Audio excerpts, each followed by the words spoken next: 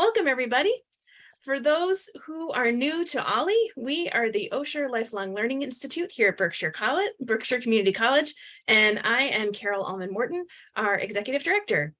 We are a community of people committed to learning and having fun in community. We have over 1,450 members and are the largest lifelong learning program in Massachusetts. We offer 5 semesters of peer-led courses each year, taught by volunteer instructors, and additionally offer scores of events, speakers, and programs to connect the members of our community with each other and the world. All of our programs are volunteer-driven. I am relatively new to this role. Some of you, I've been singing in meetings all the time for the last couple of months. I may still be new to some of you. I am very glad to be here as your new executive director. Our fall semester begins on September 19th. Some of you are already registered and are coming to figure out which classes you might want to add onto your portfolio. Some of you are trying to figure out what you want to take, and so we are going to help you with that. There are a number of holidays this fall, so just be sure to check the schedule for your course. It'll list out each individual day that your course is meeting so that you can be sure to know what to put on your calendars. And some classes are only 4 sessions, most are 6, and then I think we have one that meets for 7 sessions. So each class is a little bit unique, so just to double check so that you don't end up in the wrong place or at the wrong time. Courses will be both in person, some courses in person, some will be online. We have one that will be both. We continue to learn more about hybrid programming and courses, and we learn more every semester. So as we move toward the winter, just as a little highlight, we'll be looking at adding more hybrid courses to the portfolio of classes that we offer. I'd like to thank our instructors for your expertise and your care in leading our courses. We wouldn't be a program without you, and we are grateful. So there's a link to learn more and register if you haven't yet registered, and our great friend Ray is going to pop that link into the chat in just a moment. For in-person programming, just some COVID guidelines. For in-person programming, masks will be optional. Please do what feels comfortable for you. Vaccination is required for in-person programming. In addition to courses, we have a number of special interest groups that members are welcome to join in, and Ray's also going to pop that link in the chat. And there's many special events, lectures, and programs. I'm just going to highlight a couple of events that are coming up, and then I'm going to turn it over to our instructors. So as you may know already, we are in the midst of University Days, a whole month of programming related to Indigenous peoples of the Northeast.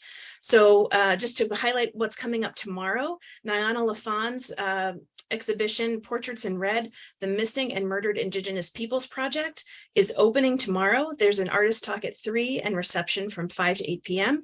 at the Lichtenstein Gallery in Pittsfield. I strongly encourage you to go. I think it's going to be an amazing and powerful exhibition. And if you can't go tomorrow, there's opportunities throughout the month to go and see the exhibits. Also, we have a concert coming. Hawk Henry's, the flautist, is going to be playing at Zion Lutheran on Thursday, September 8th at 7 p.m. Tickets are only $5. It's the only thing in the University Days portfolio that costs anything. Ray's going to put that, already put that in the chat. Thank you kindly. But there's also dozens of other programs. So take a look at the general calendar for University Days and go to what interests you. And then our Distinguished Speaker Series is ongoing. Lawrence Cotton will be speaking on Frederick Law Olmsted, Designing America, on Wednesday, September 28th at 7 p.m. That'll be on Zoom, so join us from wherever you are, and you can wear your pajamas. And then finally, the OLLI Theater Brunch for the premiere of All of Me is on Sunday, October 2nd at 12 p.m. So there'll be a brunch on campus, and then folks will go to the show, and you can learn more at the link that will be in the chat in a moment. So very full calendar this fall. We are excited and grateful and hope that you'll come to lots of things, including classes, which we're going to talk about now. So I'm going to invite each of our instructors to share a brief introduction to their courses to help you get excited and figure out what you want to sign up for. If you have questions for the instructors as we go, or for the staff, if it's a more logistical kind of question, you're welcome to put it in the chat. If it's easy, we'll answer it quick in the chat. If it's more complicated, we'll answer them at the end of the presentations. And I think we're ready to roll. Did I forget anything? Judith or Ray? We'll hope not. Okay, great. Okay, cool. So our first speaker is going to be Mark Pettis. Thank you, Carol, and good afternoon, everyone. Great to be with my colleagues and nice to be with you all. My name is Mark Pettis. I am a physician educator for the last 35 years, a former director of population health, medical education, and community care at Berkshire Health Systems, and I serve on the faculty at the University of Massachusetts Medical School. I'll be offering a 4-week program called Creating Health, applying the science of lifestyle medicine. Lifestyle medicine is an emerging field of science that links every aspect of our lifestyle, our nutrition, our sleep hygiene, our stress management, our loving social connections, with how they translate into our lives from the perspective of health, longevity, and health span, quality of life. Over the 4-week series, I'm going to be offering a state-of-the-art translation of the science in the first week of epigenetics. This is a new field that is quite clear that every aspect of our lifestyle and environment is translated in our DNA. Our DNA is actually malleable. And so we'll look at how lifestyle and the science of lifestyle can take your book of life and translate it in a number of health promoting ways. In week 2, we'll be looking at a topic called inflammation.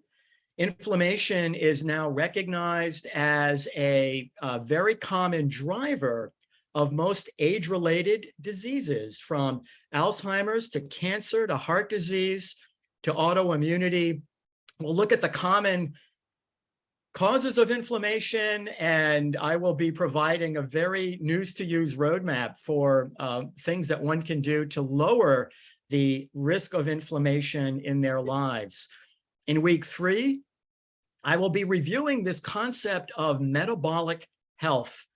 Recent research would suggest that 9 out of 10 American adults does not have optimal metabolic health.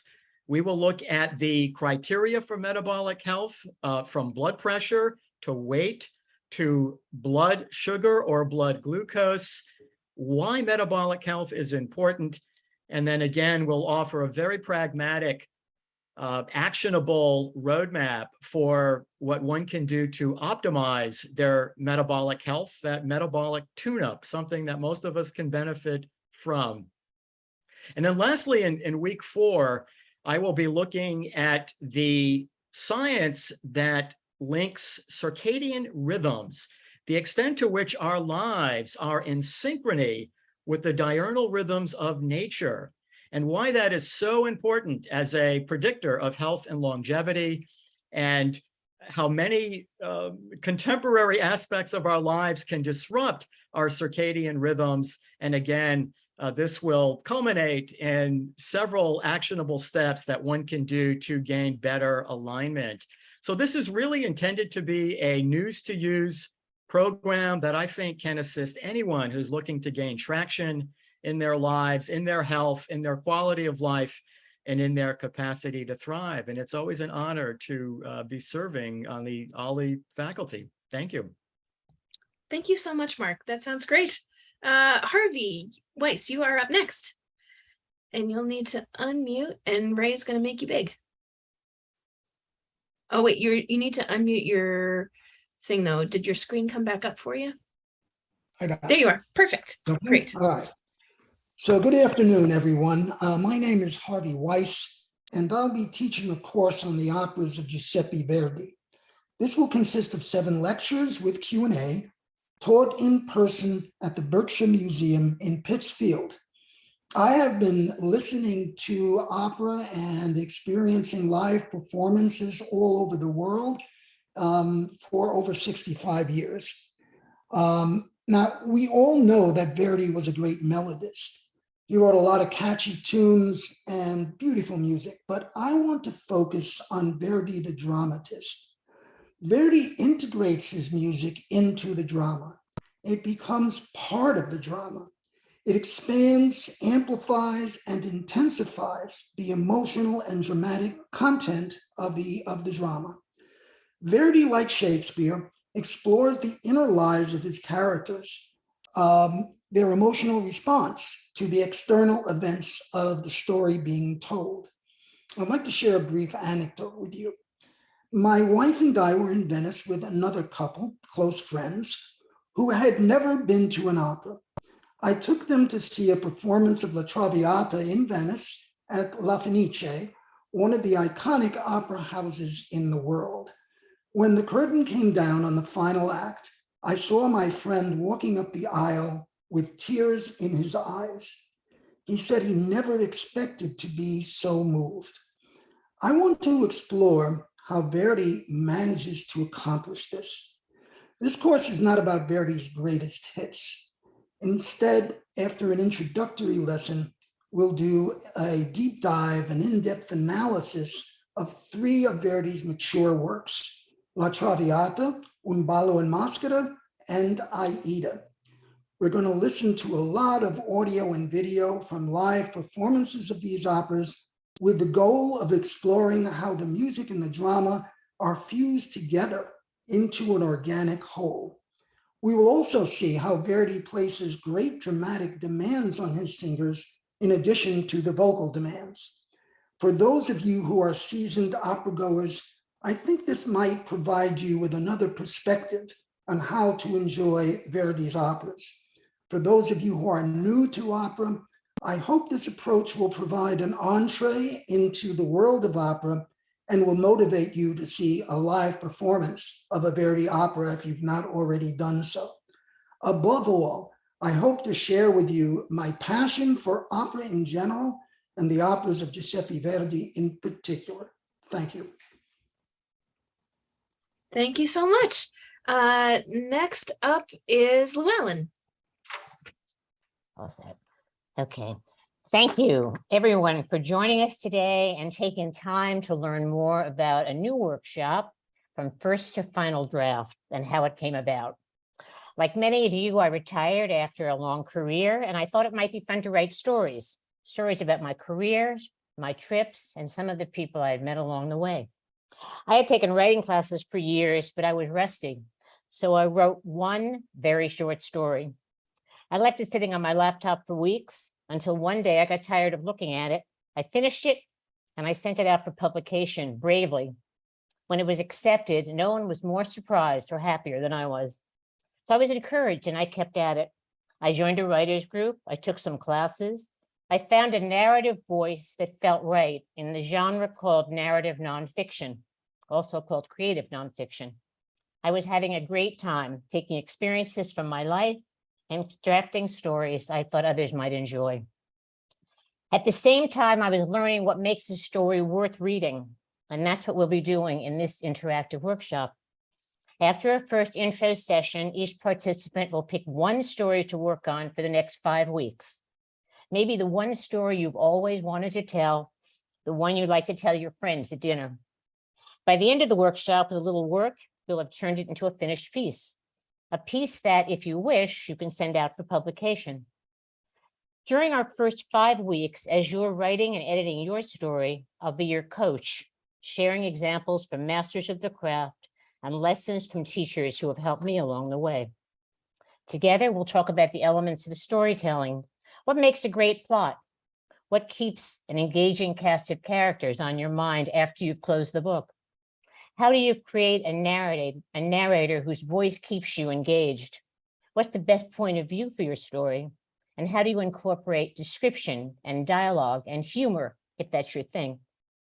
Beauty of narrative nonfiction is that while a story is grounded in real experience, the writer is free to shift things around, to tell a story and to make a point. You can add a character or leave one out. You can change names to protect the innocent or the guilty. You can add a few years or drop some off. Creative nonfiction gives the writer the license to create a personal piece of work that entertains and enlightens. As you work on your stories, participants will read sections for helpful comments and ideas. For those of you who have taken writing classes, you're familiar with the process of critiquing. For those who are new to it, you will learn the protocols for effective critique, useful in any future classes or workshops. At our 6th session, participants will review sources and options for publications and ways to increase the odds that your piece will be accepted. And we will discuss and share how participants developed a good writing habit during the 6 weeks we were together. Throughout the workshop, I'll be available to answer questions, and after our last session, I'll look forward to hearing about the success of your piece. While there's no required reading, there are a few books I've found useful and thought-provoking, and I'll send along a list to registered participants before the sessions begin.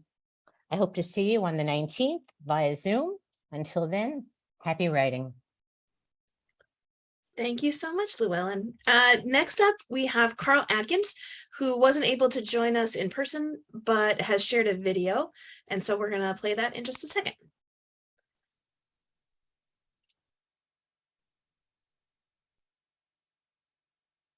Hi, I'm Carl Atkins.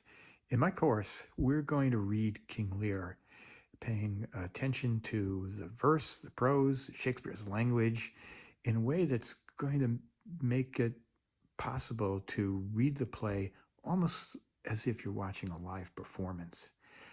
Not only will you get a better understanding of this play, but also a better understanding of Shakespeare's language in general. It'll make it easier to read all of Shakespeare.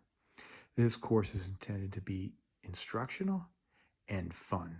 Please join me and let's have some fun together reading King Lear. Thank you. All right, thank you, Ray, for sharing your screen. So that is King Lear. And next up, we have Jeffrey Woglum. Hi, thank you, Carol. I'm teaching a course called Contemporary Issues in Macroeconomics, and over 5 weeks. And what I would like to do in this course is to give the participants an introduction to the economics that underlies these important policy issues. I've spent my whole career trying to get people to understand the basis that economics plays in policymaking, and that's the goal of this course. I will cover the current economic situation. Are we in a recession? Why does it matter? The debt and deficit, monetary policy, to what extent is the Fed responsible for our current problems with inflation? Financial markets more generally, what they do in the economy, what may be excesses of financial markets, and then finally, cryptocurrencies and Bitcoin. The goal of the course is to get people actively involved in thinking about these issues. So I will have a Google site that has readings for each section, and they will be about 1 hour to 2 hours in length. In addition, the default option will be to have your cameras on so that we can have discussion. I'll talk for about maybe 2/3 of the allotted time, and I'm hoping that we can discuss the issues in the remaining period of time. I love economics, and I'm looking forward to sharing my passion with you this fall. Thanks, Carol. Thank you so much. And great to see you again. We are share a former institution in our past at Amherst College. So thanks for being here. All right, Christine Casey. Hello, everyone. I'm Christine Casey. It's really great to be back. I'm so happy to be presenting my 3rd installment of an introduction to 6 great operas this fall online for OLLI. Now, whether members are brand new to my classes from last year or are returning for more operas, this class is for you. For each opera, I begin with some biographic details about the composer, the librettist, and how they came to compose this opera. I then try to talk about the premiere production of the opera and also the first production at the Metropolitan Opera in New York. Since I take musical excerpts from a recording to highlight my slideshow, I let the class know the recording I'm using, including the singing artists and the orchestra involved. Finally, I lead the class through the opera in my slideshow, scene by scene, with, of course, English translations and musical excerpts of each scene. Finally, I try to convey my perspective on the challenges to the singers in each of these roles. There's always time for questions and comments from the class, too. As for me, if you don't know about me, my background is I'm a retired vocal music educator. I taught for my career in the suburban Chicago area. And recently, my husband and I moved to the Berkshires, and I'm really happy to coordinate this class with OLLI. By the way, my lineup for the 6 great operas are these magnificent pieces. First, I'm going to start with Verdi's masterpiece, Aida. Now, if you take Harvey's class, you'll get a full dose of Aida this year. Followed by Mozart's incredible Don Giovanni. Then Bizet's exotic piece, The Pearl Fishers. Puccini's dramatic Tosca. Richard Strauss's comedy, Der Rosenkavalier. And finally, the American classic, Gershwin's Porgy and Bess. I think it's an exciting lineup with Italian and French and German and English languages represented, all with English translations provided for each scene. I hope you'll join me on this operatic journey each week online on Tuesdays at 3:30 to 5, beginning on September 20th. Thanks. Hope to see you there. Thank you so much. Next up is John Dixon, who's going to be talking with us about 2 different courses. Oh, John, you're there you go. Perfect. Good. Good afternoon, everybody, and welcome to the fall semester. Where did the summer go? So the first class I'll be talking about is a group of us have gotten together to talk about the architects of Western Massachusetts. It's a sampling over the course of a century, from about the 1820s to the 1920s. A sampling of different architectural styles. And we're all interested in the individuals, their biographies, and also their context, the setting, and how architecture changed over the course of the century, using the Berkshires and buildings here to explain how it changed across the country. We do have a wonderful lineup. We're starting with David Hosford, who is a history teacher from Rutgers, and he's going to be talking about Henry Alexander Sykes, who designed a building in New Marlborough, the meeting house there. Then we have Cornelia Gilder, who has written extensively on the Berkshire cottages, and she'll be talking about 3 different sets of architects, Charles Rathman, H.N. Wilson, and Harding and Seaver, which is a local architecture firm, and really talking about the Gilded Age cottages. Harding and Seaver have a number of buildings in downtown Pittsfield as well. Jeff Bradway, who wrote a book on the Colonial Theater, will be talking about probably the most prolific or the most present architect in downtown Pittsfield, Joseph MacArthur Vance, who helped design the Colonial, but many other buildings. And so that'll be very interesting. He has a distinctive style. I'm going to be talking of William Appleton Potter, who has just one building in the Berkshires, another one in Springfield. He went on to be the national architect for the United States, but he left a design on Park Square, the old Berkshire Athenaeum, a great Victorian Gothic building that graces our Park Square. And then finally, we have Phil Deeley, who has done many classes here. People have gone to many of his classes, and he's going to be talking about Frederick Law Olmsted, who did some designs in the Stockbridge area, particularly the train station in Stockbridge. This will be an in-person class, and principally because at least 3 of us will be able to and it will be at the Berkshire Museum. And we asked for the museum specifically so we could walk out and go inspect the buildings that we're talking about instead of just being on Zoom. And so we'll walk over to the Colonial and there's a couple of other buildings that MacArthur Vance did, and walk up to the old Berkshire Athenaeum, and we'll look at some of the buildings that Harding and Seaver did in Pittsfield, although I think Nini Gilder will be talking mostly about the cottages in Lenox. Anyway, so we're excited about that as kind of a stroll through the 19th century of architecture in the Berkshires. The other class that I'll be working with in conjunction with the Berkshire County Historical Society and the curator there, they're doing an exhibit. They have an exhibit this summer on the New Deal in the Berkshires, and specifically the Civilian Conservation Corps.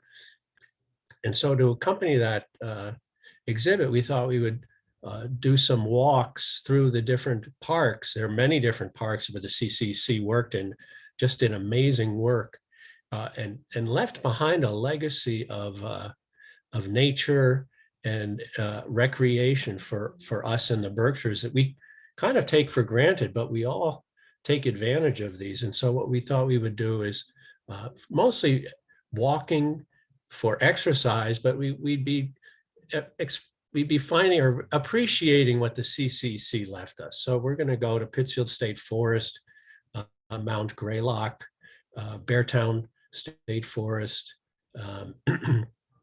October Mountain, and either Savoy or Sandusfield. We haven't made up our mind. I went up to Savoy this week, and it was just an unbelievable. I went to Tannery Falls. It's just a fantastic place, but probably too difficult for many of us, including me. And I would have to find another hike that's not as difficult. But if you ever want to take the chance or risk of going and trying to find Tannery Falls, it is just spectacular in Savoy State Forest. Anyway, so those are the two classes: a walk through architecture, and then a walk along in the forest, in the state forests and parks that the CCC worked on. Thanks. Thank you so much. Next up is Ralph Pearson. Thank you.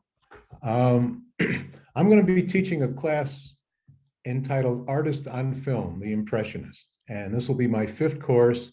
And this is probably as good a time as any to tip my hat to Jock Brooks for his participation in teaching one of the 6 classes at the Clark Institute. I'll mention that in a little more detail in a moment.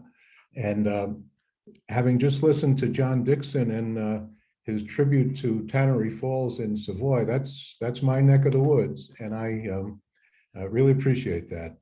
Tannery Falls is one of the reasons why I moved to Savoy.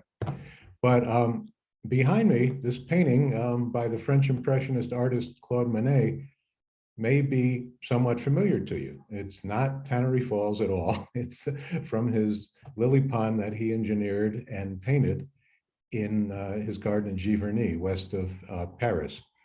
Whether you're well acquainted or just exploring Impressionism for the first time, the fascinating and beautiful story of this very popular art movement offers something for all of us. Our focus is the lives and especially the paintings of Monet and the other important Impressionists who painted in late 19th century France. We'll show a series of films and a few supporting YouTube video clips with a gallery visit at the Clark Art Institute in Williamstown. I'll be presenting 5 of the 6 classes online, and the class of October 18th at the Clark will be led by a very popular OLLI instructor, Jock Brooks, who's been affiliated with the Clark for most of his career. That session will cover the art of Renoir, including a film shown in the auditorium, plus Jock's expert gallery exploration. So you'll be in the galleries as well as in the auditorium. The films have played to critical acclaim on BBC television in the UK. They start with the work of Edward Manet, often considered the father of Impressionism, due to his influence on younger artists such as Monet, Renoir, Degas, and others. Moving to other artists, Morisot, Cassatt, and Pissarro, will lead to the work of Cézanne, who exhibited with the Impressionists, but is primarily regarded as a post-impressionist. So there's 8 artists that we'll be covering in the 6 classes.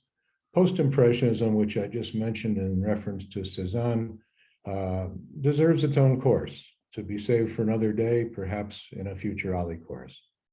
We'll also be taking a quick look at the important role of the art dealer in supporting the work of the once struggling Impressionists. Impressionist works today are highly prized and once again popular, despite originally being somewhat reviled, then accepted, then supplanted by newer art of the early 20th century, prior to a revitalization of interests beginning in the early 1950s. I hope you'll join us to view beautiful art, artfully described in detail, and learn about their creators who changed art forever. Thank you very much. Thank you so much, Ralph. Next up, we have a video to share from Jay Sherwin.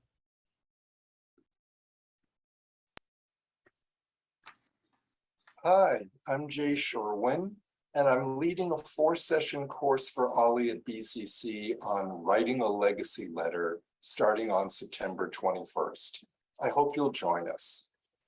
This year, so many of us are thinking about what's really important to us, what we're proud of, what we're grateful for, what our lives have taught us. A legacy letter is a wonderful way to express those ideas. It's a gift to yourself and your loved ones. So, what is a legacy letter? It's a brief personal statement that you write, share with loved ones, and preserve for future generations. It's shorter than a memoir, typically just a few pages, so it allows you to focus on your most important life lessons, your values, and the blessings you want to offer your family and friends. In the course, I'll offer some advice and a simple model I've created to help you organize your thoughts and start writing. We'll complete a few brief writing exercises in each session, and I'll invite people to share some of what they've written. That's the best part of the course. You'll get a little practice with this, and you'll get a chance to hear from others. I hope that will inspire you and encourage you to keep writing.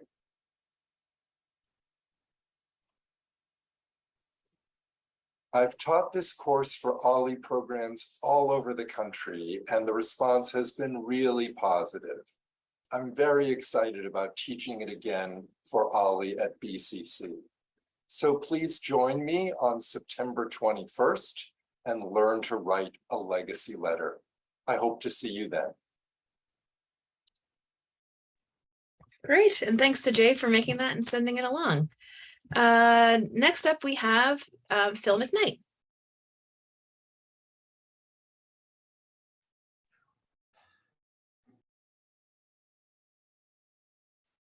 Thank you, Carol.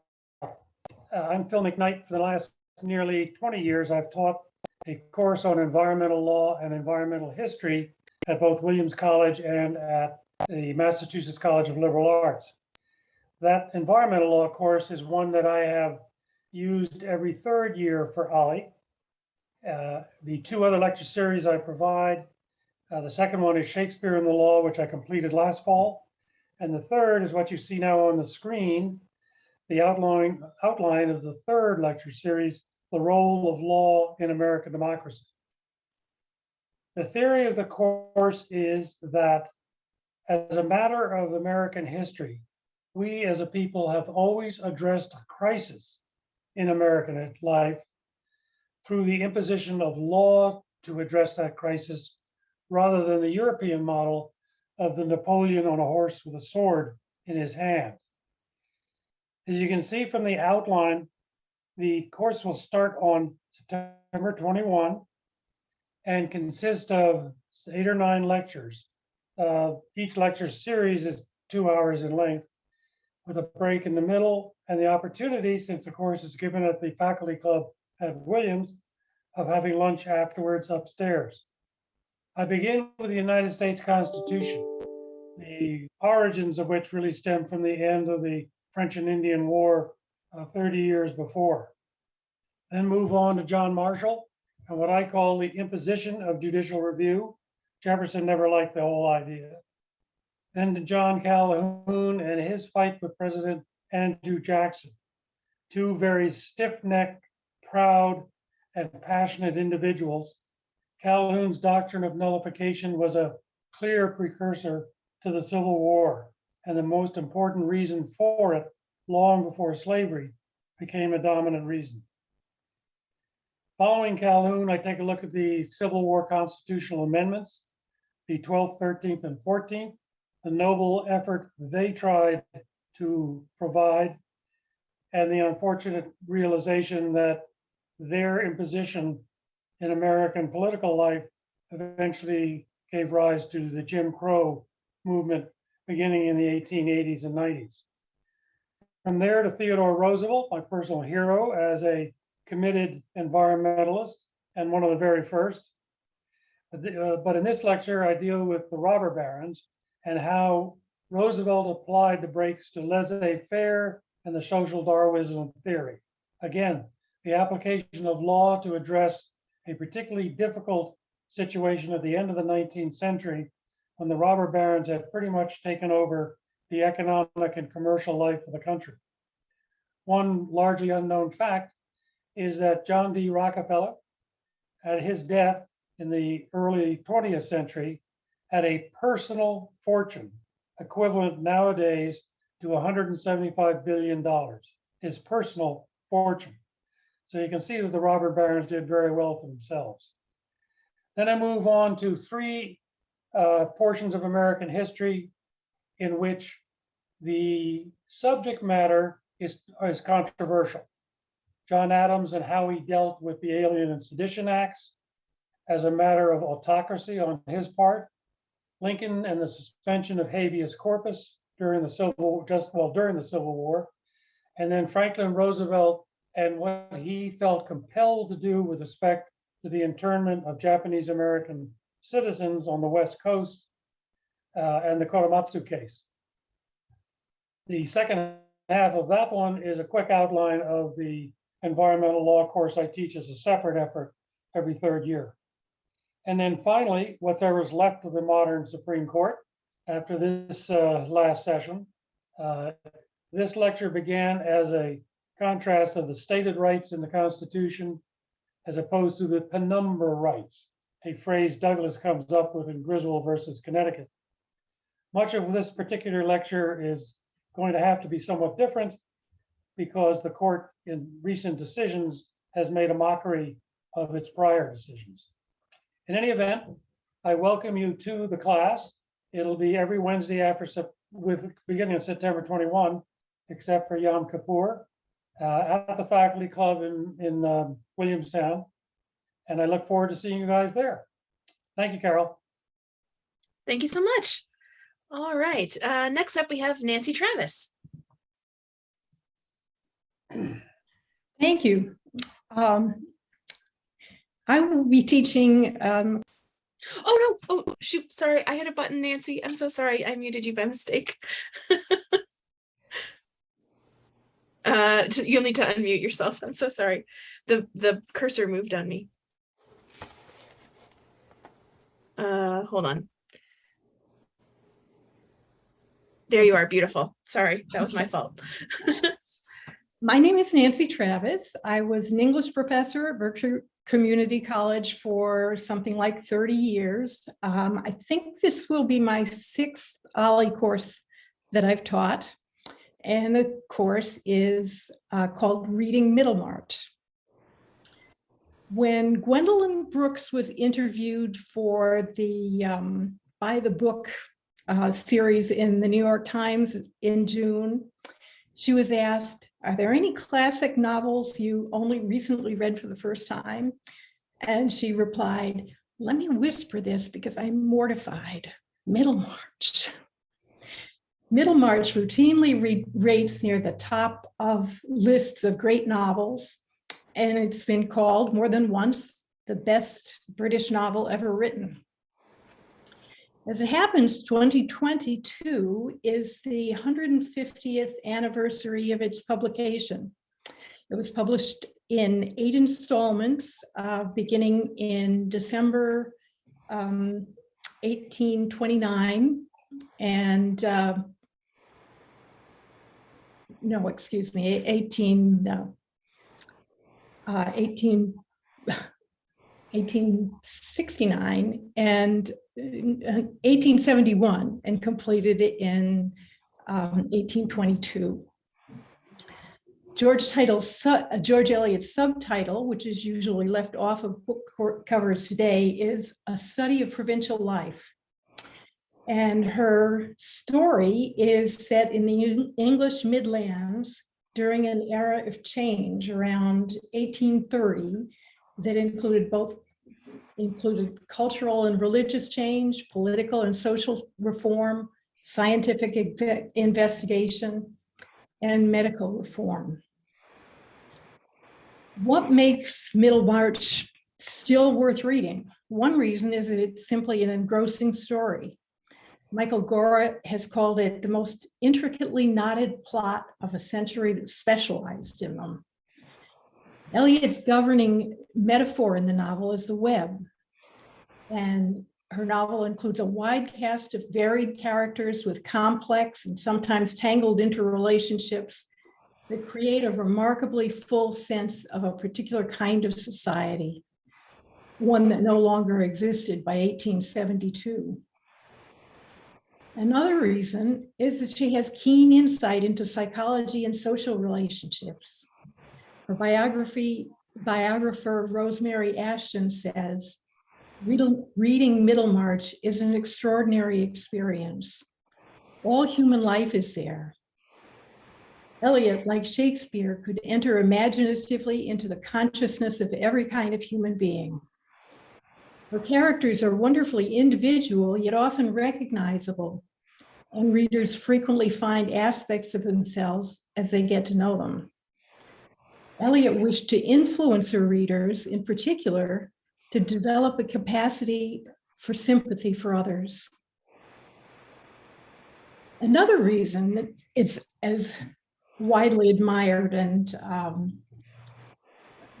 great a novel as it is, George Eliot was not only a novelist, but also an intellectual who edited and wrote for a leading journal, translated philosophical works from German and Latin, fell in unrequited love with Herbert Spencer, the father of social Darwinism, and hosted Charles Darwin, as well as many other prominent people in her home.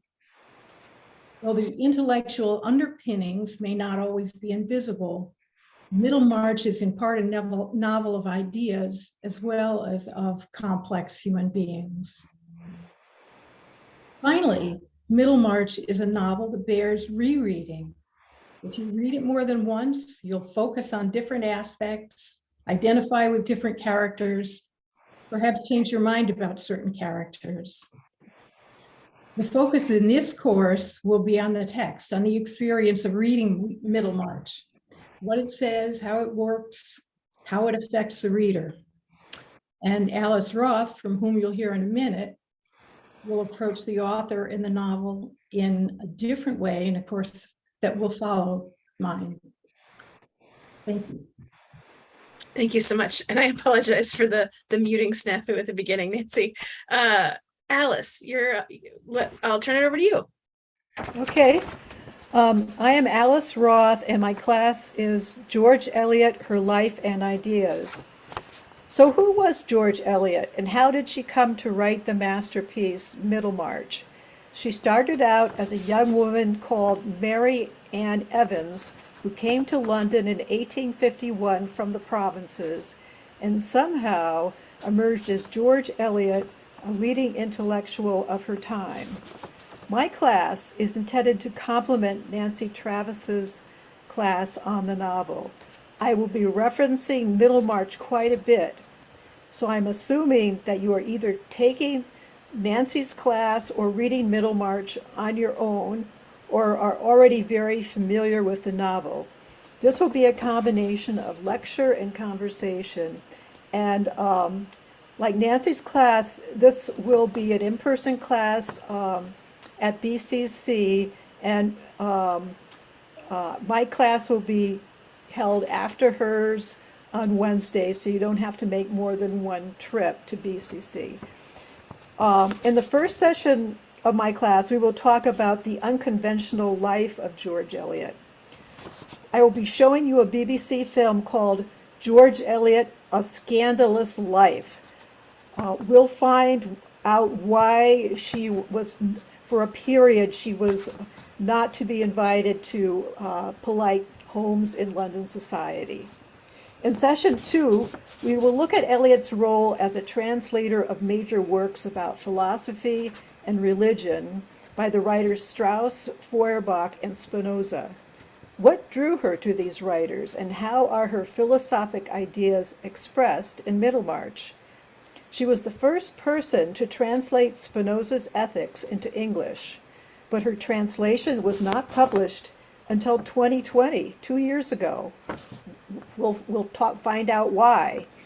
In session 3, we will look at the political and social reform movements that are in the background of Middlemarch, particularly the struggle for universal suffrage, the right to vote, and the movement for women's rights. As Nancy mentioned, George Eliot was a journalist and essayist before she was a novelist, and we will learn what she had to say about reform. Now, session 4 is about the role of visual art in Middlemarch. Eliot was very interested in John Ruskin and the pre-Raphaelite movement in painting. She advocated realism in visual art and in fiction. There are many references to painting and sculpture in the novel, and we'll talk about what all these references mean and how her ideas play out in the novel. In the last session, we will return to philosophy and will assess the conclusion of Middlemarch. What did the critics have to say about the novel? Was Henry James right when he wrote that there was too much of Charles Darwin in Middlemarch? Other critics have labeled her a determinist. Are the fates of her characters determined by their circumstances, or are they free to make choices? I look forward to discussing George Eliot with you. Thank you. Thank you so much, Alice. Ken Stark was not able to be with us in person today, but I have a little piece from him that I'm going to read to let you know about his course, The Greatest Violinists of All Time. We will be exploring the lives of great violinists. In doing so, I will be sharing historical and biographical information and will be playing music that they composed and/or readings that they made famous.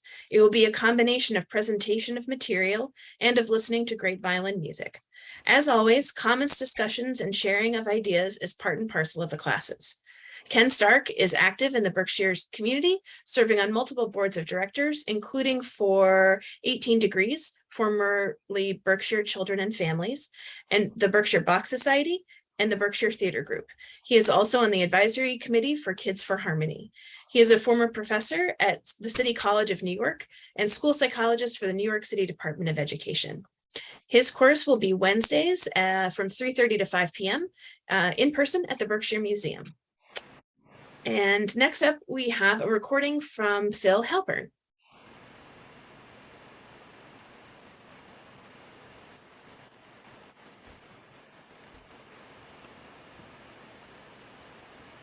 Biblical archaeology is a search for fact in an era when more than 10% of Americans think that Joan of Arc was Noah's wife.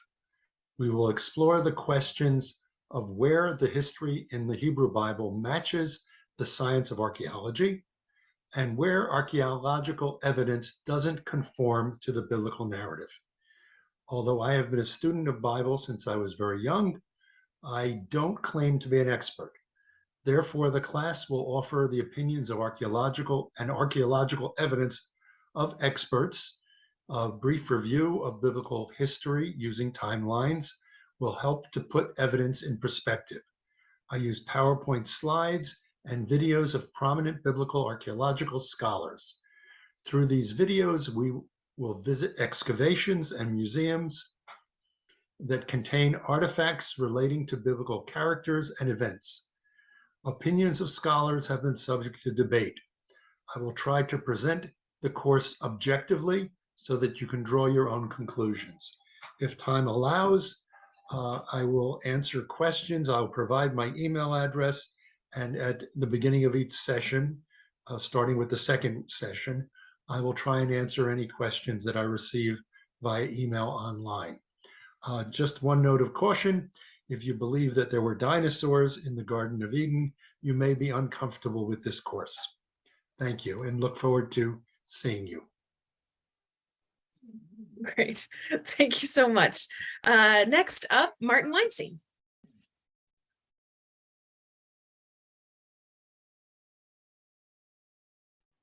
Good afternoon, everyone. The first comment I want to make is it looks like a terrific semester for OLLI. I've really enjoyed the presentations of what is to be going on this semester. This will be more than the 10th time that I've offered a course for OLLI.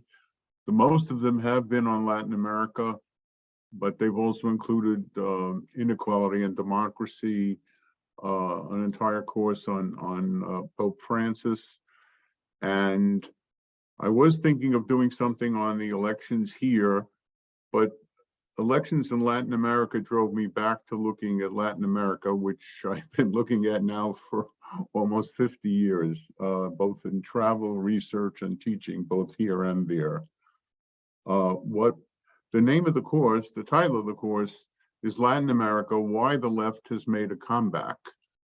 And the course is not about Venezuela, Cuba, or Nicaragua, which are three leftist dictatorships that haven't made a comeback. They have simply been there quite a while now. This is a course about democratically elected leftist governments in Latin America that have emerged in the late pandemic and post. We're not out of the pandemic, but in literally in the last few months.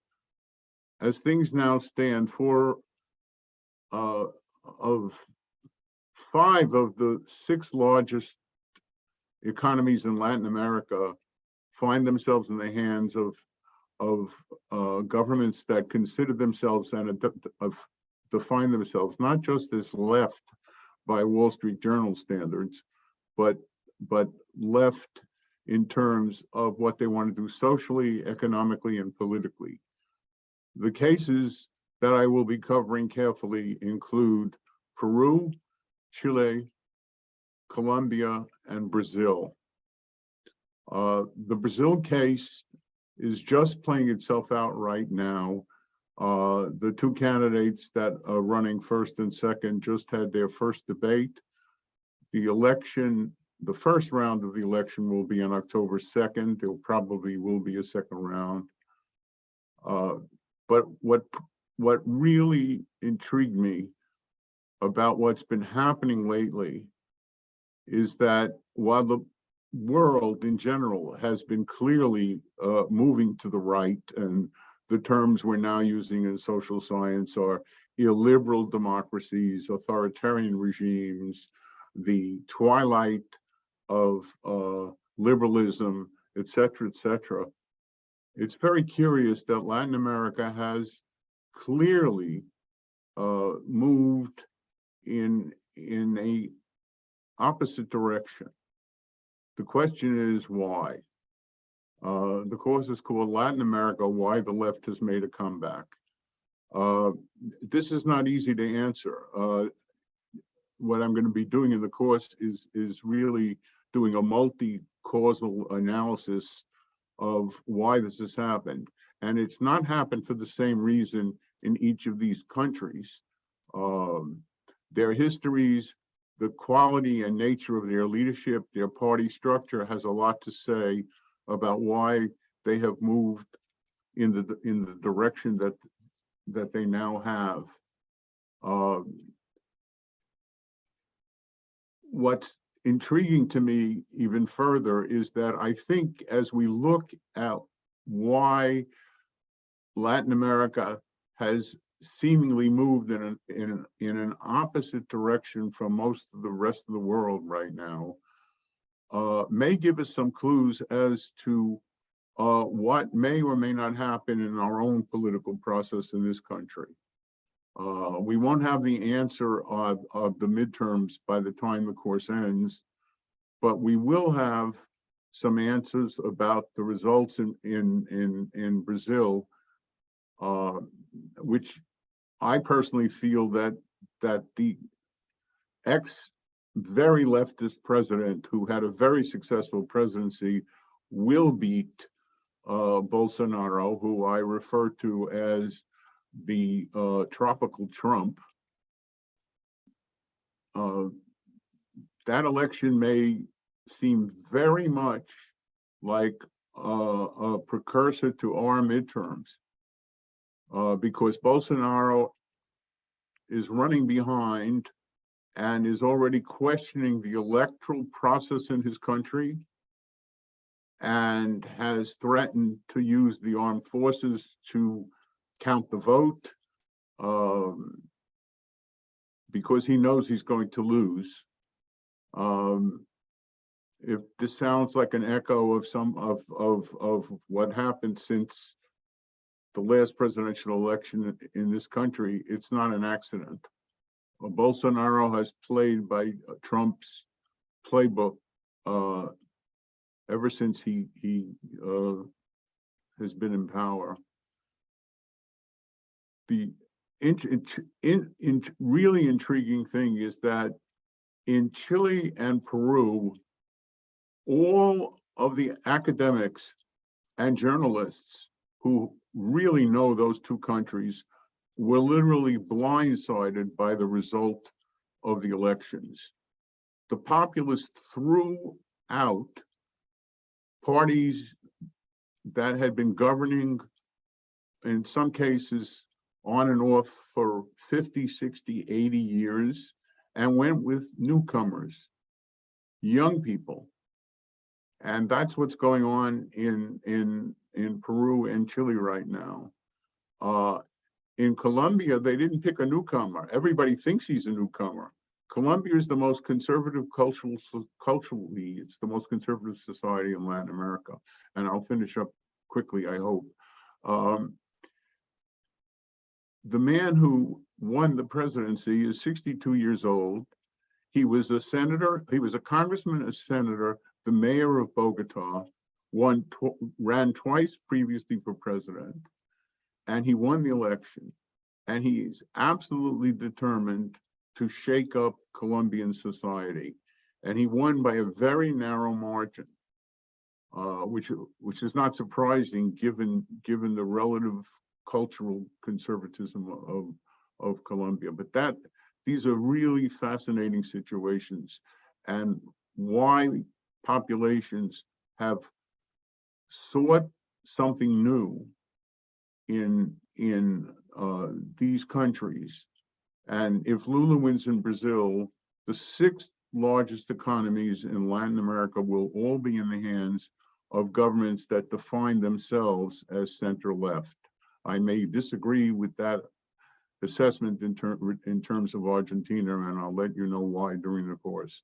Anyway, I took more time than I was supposed to, but I hope you'll join me for this course, which will be meeting on Thursdays from 3:30 to 5 p.m. Thank you. Thank you, Martin. Jeannie Woods. Hello, can you hear me? You sound great. Thank you.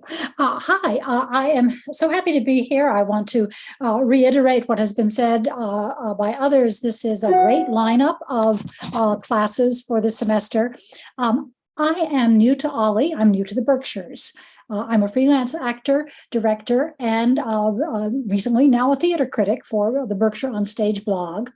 I'm a professor emerita of WIU, Western Illinois University, and my husband and I moved to the Berkshires a little over a year ago.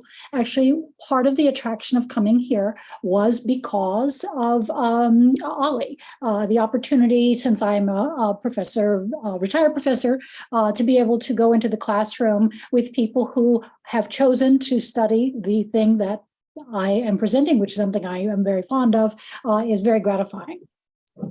This course, I'm going to share my screen in a moment, but let me just do a little more introduction.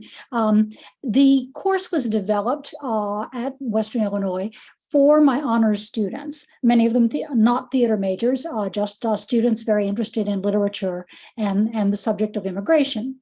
It's called American Dreams, Plays About the American Immigrant Experience. Just a brief description of it, which you may have already read. It's often said that America is a nation of immigrants. In this class, we will examine how transnational immigration has been represented in American dramatic literature by a close reading and discussion of several plays written about the American immigrant experience by first or second generation American authors for the most part. From the Irish and Italian immigrants in the 19th and 20th centuries to the more recent waves of Asian, Hispanic, and Eastern European immigrants, the American stage has presented compelling theater of the struggle to begin life anew in America.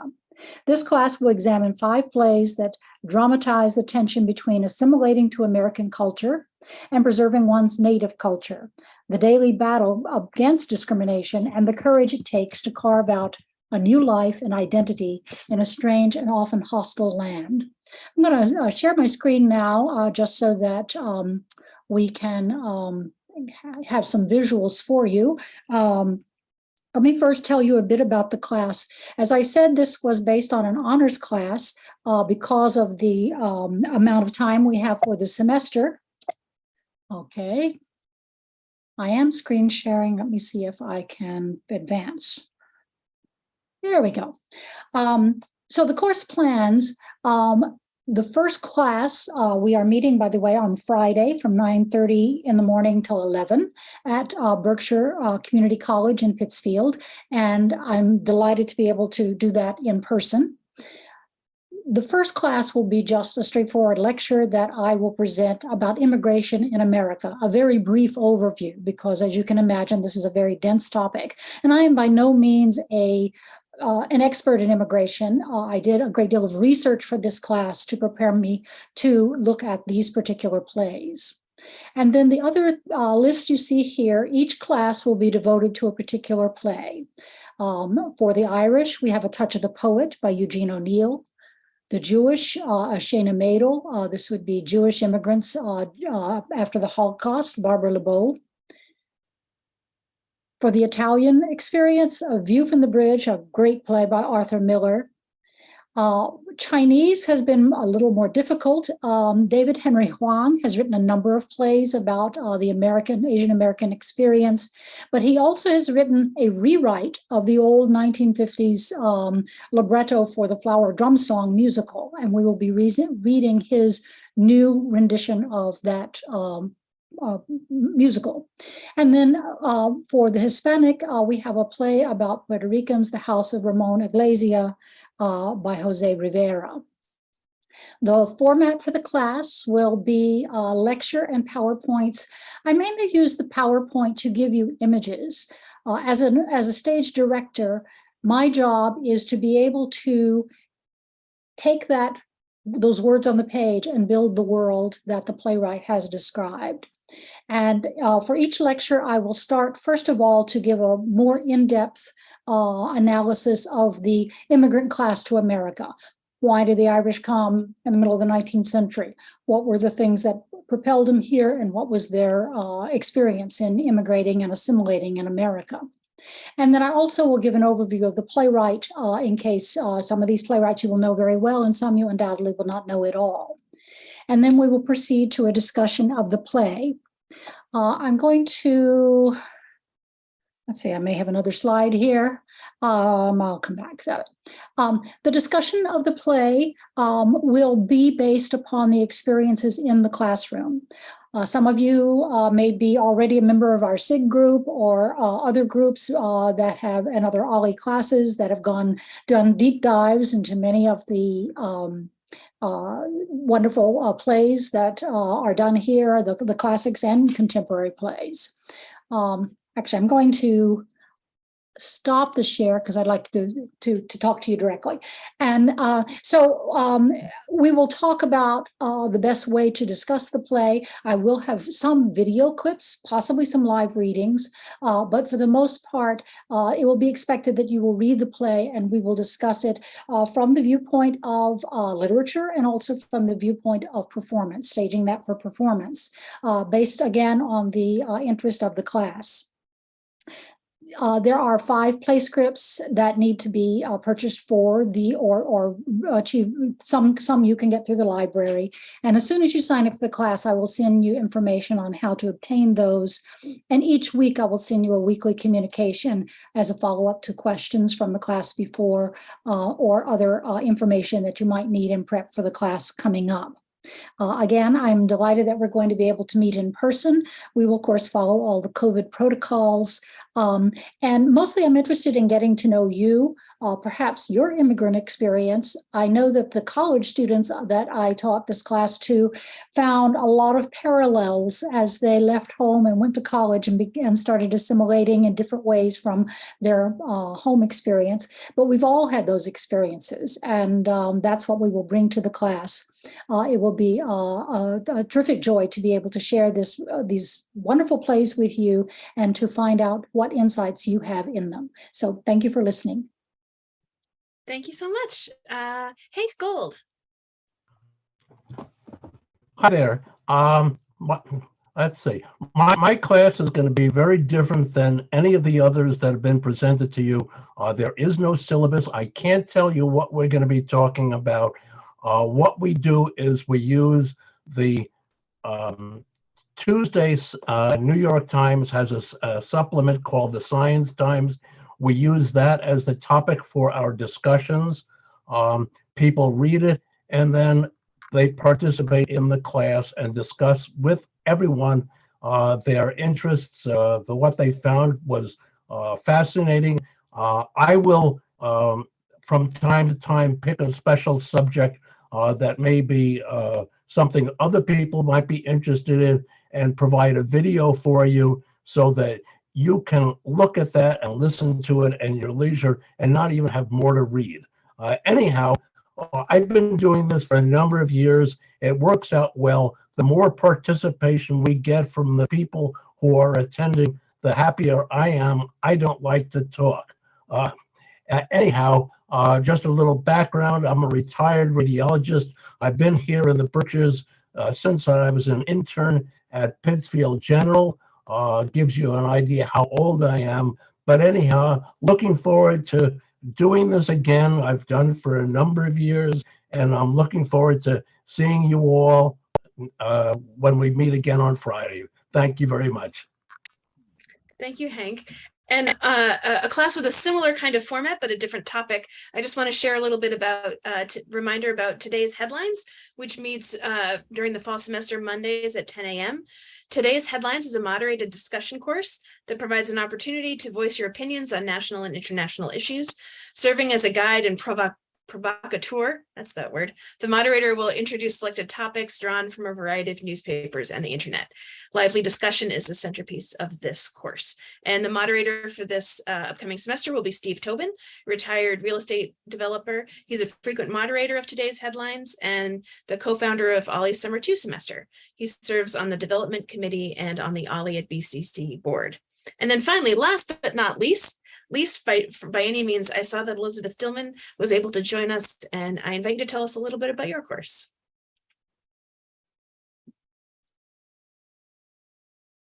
Oh, you need to unmute it. There you are, perfect. How's that? So hi everyone, my name is Bess Dillman. My class will be on 4 Mondays from 9:30 to 11, or maybe a little bit later, beginning September 19 through October 24th and excluding September 26th. So I live in Egremont and I'm an avid hiker. I originally trained to be a hike leader with the Appalachian Mountain Club and have led AMC hikes for almost 20 years. So I expected to be coming to you, Zooming from Pleasant Valley, where I'm a Pleasant Valley Audubon Sanctuary in Lenox, where I'm a volunteer. But instead, because of various reasons, I had to rush home. I'm also on the volunteer advisory board there. As I said, I lead lots of hikes around the country, including for my own hiking clients. And for a weekly year-round hiking group I started 11 years ago, that's still going strong. I love to introduce people to hiking, and we'll cover all the basics that you need to know to be comfortable in the woods. This is the either 5th or 6th class that I've led for OLLI. On our hikes, I will point out, and we will talk about the sights, the sounds, and the smells of our surroundings. Our Berkshire trails have lovely long vistas, but also delightful micro views, such as an interesting mushroom or a mossy rock in a stream.